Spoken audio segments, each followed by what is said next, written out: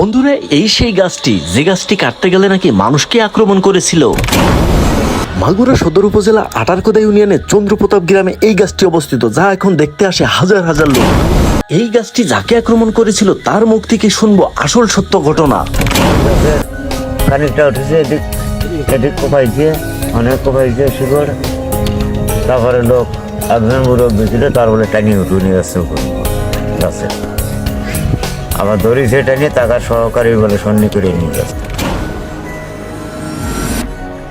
1 শতাব্দী পুরনো এক শিমুল গাছ, যার প্রতিটি পাতায় বয়ে নিয়ে চলছে 100 বছর পুরনো কোনো অজানা ইতিহাস। মাগুরা সদর উপজেলা আটারকাদা ইউনিয়নে এই নীরব চন্দন প্রতাপ গ্রামে নদীর ঘাটে বাতাসে বইলেই আজও নাকি শোনা যায় এক অদেখা কণ্ঠের আর্তনাদ। একটি সাধারণ গাছ বিক্রয়ের সিদ্ধান্ত, আর তার পরপরই ঘটে যায় একের পর এক অলৌকিক ঘটনা ও ভয়ঙ্কর ঘটনা, যা পুরো এলাকাকে থমকে দিয়েছিল। রক্তে রাঙানো শিকড়, আকাশে ভেসে ওঠা দৈব আওয়াজ, আর এক বৃদ্ধ কাঠুরিয়ার উঁচুতে তুলে আছড়ে ফেলা ঘাস সিঁড়িয়ে ওঠা সত্য ঘটনা। আজ আপনাদের শোনাবো সেই অলৌকিক শিমুল গাছের গল্প।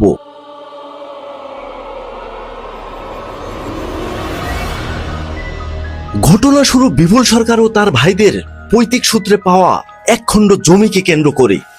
এই জমিতেই দাঁড়িয়েছিল এক বিশাল শিমুল গাছ।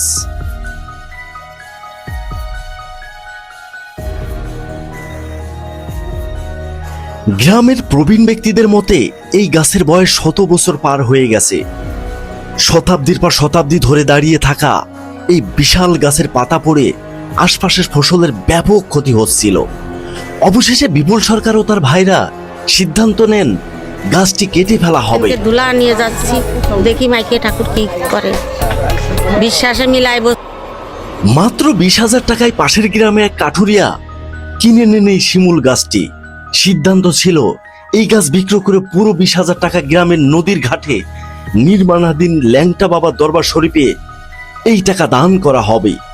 কিন্তু কে জানতো এই গাছ কাটার সিদ্ধান্তকে ডেকে আনবে এক ভয়ঙ্কর অলৌকিক মোড়।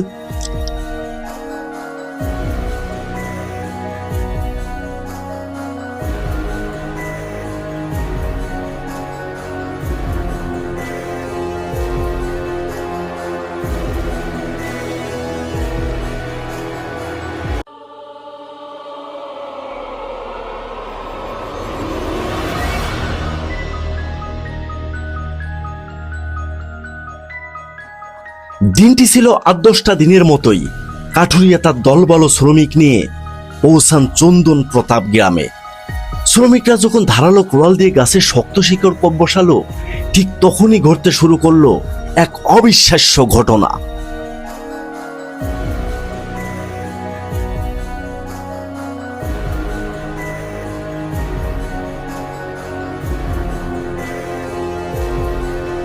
গাছের শিকড় কাটা মাত্রই সবাই দেখলো শিকড়ের গভীর ক্ষত থেকে টপ টপ করে গড়িয়ে পড়ছে লাল রঙের মতো তরল পদার্থ।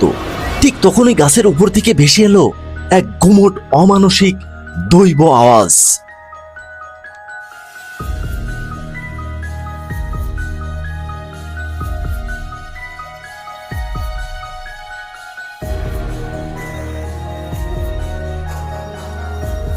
সবাই আতঙ্কে শিউরিয়ে উঠল, কিন্তু সেই দৈব বাণীকে তোয়াক্কা না করে শ্রমিকরা আবার কুড়াল চালাল। আর ঠিক তখনই ঘটল সেই ভয়ঙ্কর দুর্ঘটনা। কাজে নিয়োজিত এক বৃদ্ধ শ্রমিকের দিকে হঠাৎ নেমে এলো গাছের একটি বিশাল ডাল।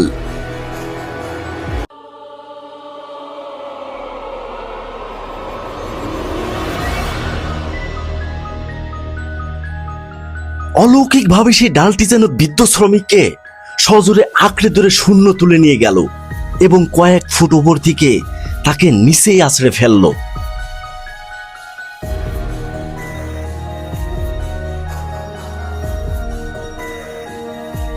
মুহূর্তের মধ্যে জ্ঞান হারিয়ে মাটিতে লুটিয়ে পড়লেন সেই বৃদ্ধ।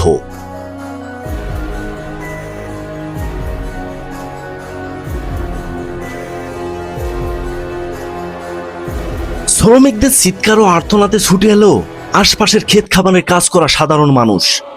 মুহূর্তে পুরো চন্দন প্রতাপ গ্রামে ছড়িয়ে পড়ল সেই অলৌকিক ও ভয়ঙ্কর খবর।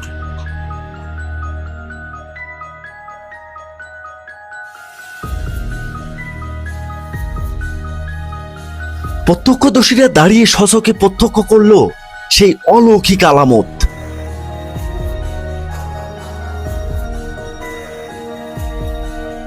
ভয়ে কাজ ফেলে পালিয়ে গেল কাঠুরিয়া ও তার শ্রমিকরা। নিমেষেই চন্দন প্রতাপ গ্রামে পরিণত হলো এক রহস্যময় স্থানে।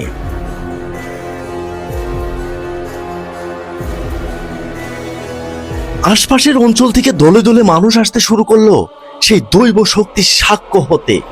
বহু মানুষ সরল মনে নিজের মনের বাসনা পূরণের উদ্দেশ্যে এই গাছের গোড়ায় মান্যত করতে শুরু করলেন।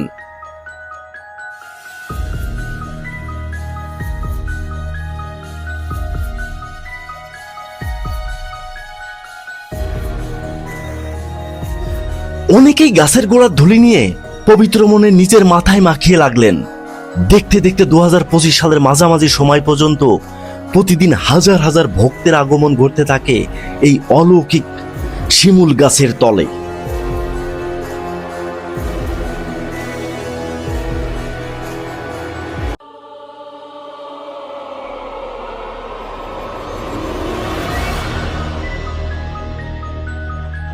জনমানুষের আবেগ, ভক্তি এবং স্থানটির ঘটনা অলৌকিক বিবেচনা করে বিপুল সরকার এক মহত্ব সিদ্ধান্ত গ্রহণ করেন। তিনি হিন্দু ধর্মের রীতি অনুযায়ী সম্পূর্ণ জায়গাটি একটি মন্দির নির্মাণের জন্য দান করে দেন। গঠন হয় একটি নতুন পরিচালনা কমিটি।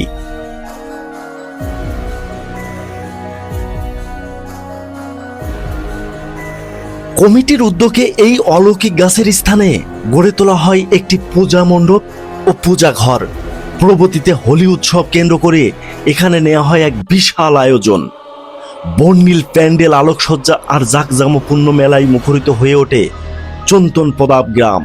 দূর দূরান্ত থেকে হাজার হাজার ভক্ত অনুরাগী ছুটে আসেন এই অলৌকিক মন্দির দর্শনে।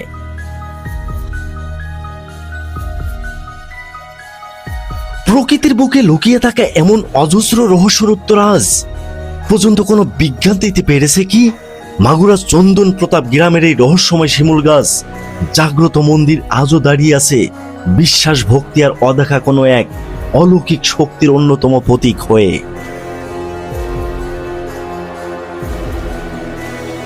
বন্ধুরা, আপনাদের কি মনে হয় এটি কি কেবলই কোনো কাকতালীয় ঘটনা, নাকি সত্যি প্রকৃতির কোনো অলৌকিক লীলা? আপনার মূল্যবান মতামত কমেন্ট বক্সে জানাতে ভুলবেন না। রহস্য ও ইতিহাসের এমন সব রোমাঞ্চকর গল্প দেখতে আমাদের চ্যানেলটি সাবস্ক্রাইব করে সাথেই থাকুন।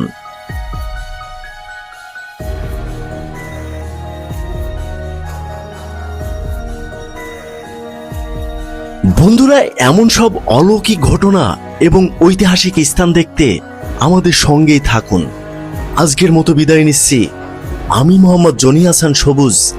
আপনাদের সঙ্গে আবার দেখা হবে নতুন কোনো ইতিহাস, নতুন কোনো সংস্কৃতি ও অলৌকিক ঘটনার ভিত্তিতে তুলে ধরব আসল সত্য ঘটনা।